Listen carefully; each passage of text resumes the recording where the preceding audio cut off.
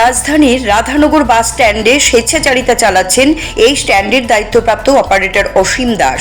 ক্ষমতার দম্ভে তিনি আইনকে বৃদ্ধাঙ্গুষ্ঠ দেখিয়ে যা ইচ্ছে তাই করছেন, যেন রাধানগর স্ট্যান্ডটি তার সম্পত্তি। শৌচাগার, জলের ট্যাপ ভেঙে দোকান ভাড়া দিয়ে রেখেছেন। মোটর শ্রমিকদের বিশ্রামাগারটিও দখল করে রেখেছেন। এর মধ্যে শনিবার রাতে এক মোটর শ্রমিক স্ট্যান্ডে রাত্রিযাপন করতে চাইলে অসীম তাকে মারধর করে মাথা ফাটিয়ে দেয়। রবিবার সকালে এই খবর জানাজানি হতেই ক্ষোভে ফেটে পড়েন অন্যান্য শ্রমিকেরা। বন্ধ রাখেন যান চলাচল। শ্রমিকদের দাবি, অসীম দাসকে রাধানগর বাস স্ট্যান্ডের অপারেটরের দায়িত্ব থেকে সরাতে হবে।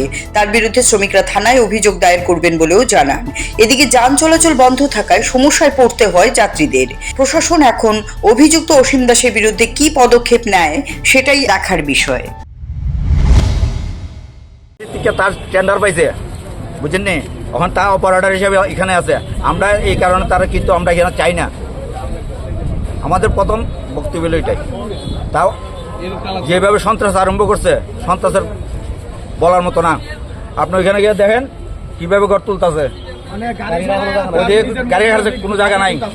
এদিকে আসলো একটা পেশাবের গুড়া আসলো, তাও নাই। ভাড়া দিয়ে রাখছে, ঘর করে ভাড়া দিয়ে রাখছে পেশাবের গুড়া।